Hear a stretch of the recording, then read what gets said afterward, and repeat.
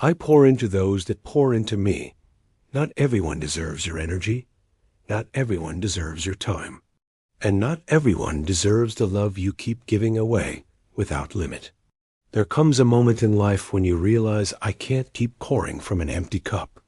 I can't keep building people who never show up when my walls start to crack. I can't keep giving my light to those who only bring shadows. And that's when you shift. That's when you grow. That's when you understand the power of boundaries. I pour into those that pour into me, not out of selfishness, but out of wisdom. Because real love is a circle. Real friendship is a balance. Real support is an exchange of energy that fuels, heals, and strengthens both sides. So choose wisely who you pour into.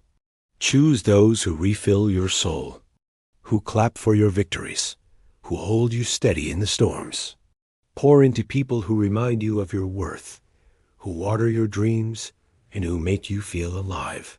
Because when you pour into those that pour into you, you don't just survive, you both thrive. If this message resonates with you, like, comment, and share it with someone who needs this reminder.